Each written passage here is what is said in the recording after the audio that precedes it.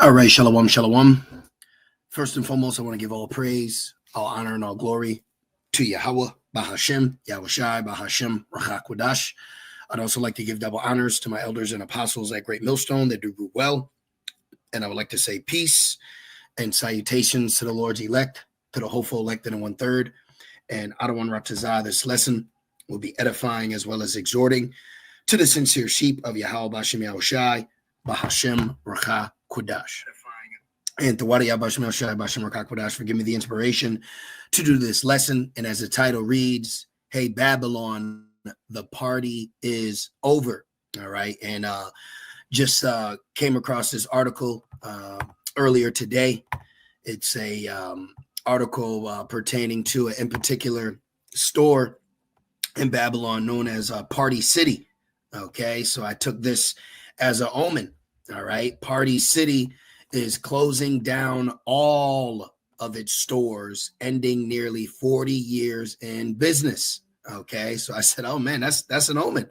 All right, because the party city of Babylon is over. It's had its run, it's had its time, and now we are on to the next age, all right, or phase, because we are at the end of the age. And, there's a few other avenues you can go down with this because Esau Edom has in his mind to an attempt a new order for a world to rule in, but he's going to fail miserably at this attempt to stay in rulership. All right, so what we see taking place is the fall of Babylon. Okay, so I took this as an omen. All right, and I actually want to show you. You have a lot of retail stores closing. Okay, it says more than 2,000 stores are closing across the U.S. in 2024. All right, so the scriptures tell us that. The scriptures tell us that the grinding would cease. Okay, the scriptures speak about the mirth. All right, and of course, a part of this is they want to force people into the world of digital.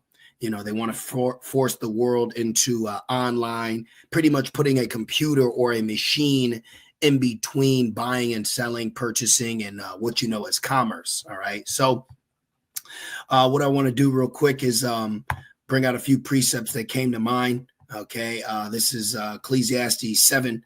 And you know what, real quick, let's get Ecclesiastes 3. Okay. And this shows you there's a time and season for everything.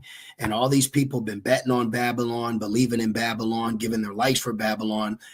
Just to come to find out it's going to cease at a screeching halt. And these people are in for a very rude awakening. Ecclesiastes 3:1, to everything there's a season. So there was a time for Babylon to rise. And prophetically, there's a time for Babylon to fall. So we are entering in the time period of the falling of the Rome revival empire. Okay, and Rome will fall again. It says to everything there is a season, and a time to every purpose under the heaven. So we are now entering the time where the Lord is not going to hold back his tongue anymore. All right. This is why understanding prophecies, the signs through the Rachakwadash, blessed he that readeth, when you see certain things like this, you take it more than just, it's just another store like the other 2,000. No. Wait a minute. Growing up in Babylon, this was one thing you did not see was a store closing. And if the store did close, is because there was a store that overshadowed it. Like when you had Best Buy, you also had here in New York, you had Circuit City. Okay. Like with Walmart, you also had Ames. Okay. With Macy's, you had J.C. Penney. All right. So you're starting to see these stores that have lasted and been the mogul, the staple to Babylon. Even these stores now are ceasing. Okay. So the grinding is ceasing. The mirth is just dissipating out of this place. And these people, they don't know what to do. They're running in circles. They're trying to keep themselves happy and afloat. And they're pretty much trying to live what Esau has put on them through enchantments. All right. And they're in for a very rude awakening. Okay. They're in for a very rude awakening. So, of course, when I saw this article earlier today, when I was out in Babylon, the first thing that came to mind is the party is over. But then secondly, I said, well, let me also look up other retail stores that we've been hearing throughout the years as of late, closing down as well, because going back to the statement I made earlier, you have to understand that the MOTB is also a technological infrastructure that he has to put in play to keep people in the realm of wanting and needing and consuming, and things of that nature. So as one looks at this as the party is over, also you got to understand that Esau, being the corporate American Edomites, they also have different plans as well. And one movie comes to mind is Leave the Leave the World Behind. And pretty much in that movie, you had the Jake that was a financial advisor. He was able to pretty much predict how the economy would go based on the numbers that were brought in. And one of the clients that he was dealing with, just before the deal went down, asked him to move a lot of money. Okay, so people in the know are aware, but it's just the general public, which is majority of people in the lower class, which the middle class is just gone. Okay, so the lower class is majority of people now. They have no idea what's taking place, and they're going to lose it. Okay, they don't know the party's over. Okay, they don't know that. They still believe in Babylon. They still believe in the image that was given. And it's just on my spirit to also keep making mention, these people don't take into consideration, the quote unquote conspiracy theories about your government being against you. They're getting ready to find out that to be true, because in Revelations it says he was as a lamb, but then also he spoke as a dragon. So they're getting ready to experience the rough hand of Babylon that they've only seen pretty much on Jake. Now they're going to be getting treated like that as well. And that's prophetic as what? Jacob's trouble. Okay, so let me keep going.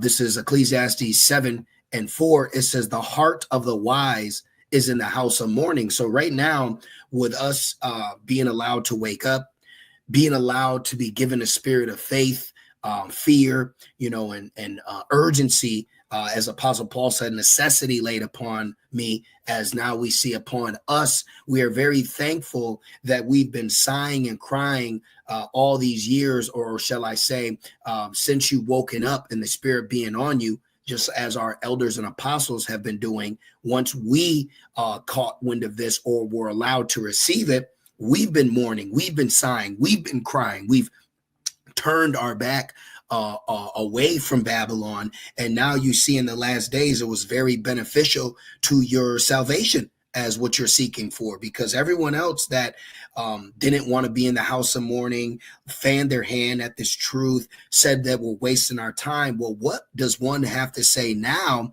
as we see this place continually to decline?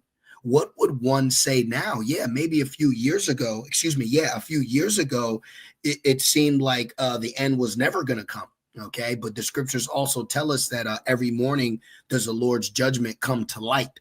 All right, and look, it says, but the heart of the fools is in the house of mirth. So these people, okay, have been carrying themselves around in a very careless, uneducated, prudent mindset, and all they wanted to do was party and BS. Okay, and now we're seeing that the music, okay, is being shut off. The party is stopping, and these people don't know how to react. Okay, they want to keep the party going. All right, and this is what Esau has deceived the people with, is a fleshly formal function. Okay, and now what are you going to do? The party's over. Okay, you don't get your you're not going to be in this happy sweet 16 and party and graduation and he got drafted. No, now it's getting ready to be serious. Just like in Joel, it says even the nations that were once weak became strong. They're beating their plowshares and the sword. So what is Babylon and its people going to do on their everyday move along and get along, when now what war is being made more mention? Draft is being gossiped, and scarcity, famines, and attacks and new pestilence. Now they're going to have to start applying their mind to actual survival. Okay, it's no more party city. All right, it's no more party city. Party City is going out of business, and Babylon has been the party city capital of the world. You know, even in a time of was it before? I believe during the Cold War, there was actually a Russian general that specifically wanted to visit America just so he can experience Disneyland. You see? That's because Babylon has been able to pride itself off, you know, drinking and mirthing and, you know, fun and folly and setting in great dignity. But now it's like, no, now it's time to be serious. You've prided yourself off pranks and streamers and, you know, Twitch and, you know, all these weird offshoot things that people do. Now those avenues are closing, okay? Because the party is over. The booze of Babylon is getting ready to be bitter to drink. All right. Now let me see where I was at. Okay, I got that. And I had this pulled up. I wanted to actually pull out this angle. This is Psalms 173, because you got to remember, us as a nation, we've been mourning. Okay, the gates are languished. All right, we now are getting back a spiritual form of leadership and guidance, and a government that's upon Yahushai's shoulders. You know, we're being raised up in the midst of this captivity. But even while we were in captivity, you know, they required us songs. They wanted to make us dance. They did all these things. So now, you know, now the shoe is on the other foot. Okay. Now, real quick, this is Psalms 137:1. It says, by the rivers of Babylon, literally Babylon, by the rivers of Babylon, there we sat down. Yea, we wept when we remembered Zion. So this is us mourning. All right, we're remembering, we're repenting, you know, and we've been awoken up in captivity. Okay, in that high level that you knew that you were in slavery, but you never really equated it to captivity until the Holy Spirit was given unto you to see that your life, that your people have lived is prophetic judgment. And now it puts you in a different mindset when you look around, and then you do see, I'm not free, I am in captivity. But now we're watching and seeing our enemies who have had us in captivity. Now we're watching the chains of judgment slowly coil around the one who has been the cunning serpent oh so long. So the irony, it says, we hanged our harps upon the willows in the midst thereof, for there they that carried us away captive, the Babylonians, the heathens. But now the new Babylonians are the Edomites. For there they that carried us away captive required of us a song, and they that wasted us required of us mirth, saying, sing us one of the songs of Zion. So you can see the merciless, okay, nature, how heathens treated us when they had us in their grasps. So immediately it makes me think about the scene in the Five Heartbeats, where when the Edomite police pulled over the Five Heartbeats, they made them put their hands on the hood, and they didn't believe that they were musicians, so they made them sing a song. I got nothing but love, you know, and Jake's all finished and through. And this is what heathens have done, you know. So now with the shoe being on the other foot, it's like, what's wrong? Keep cheering, keep being happy. What, you can't be happy no more? You're not happy seeing this place like this?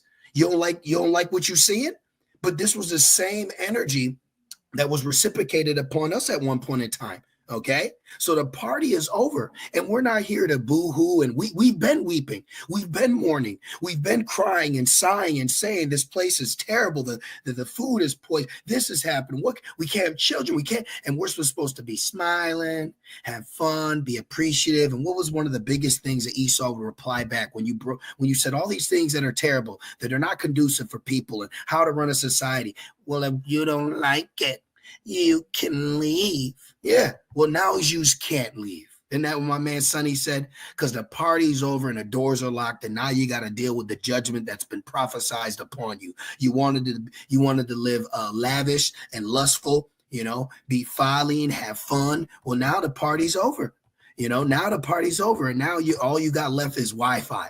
Okay, all you got left is the internet. All right. All you're going to have left is some technology that he's going to force inside you so you can keep going around, waiting in line to wait for another Christmas and buy oodles and noodles. That's what he's about to give you, you know. So I had looked this up again.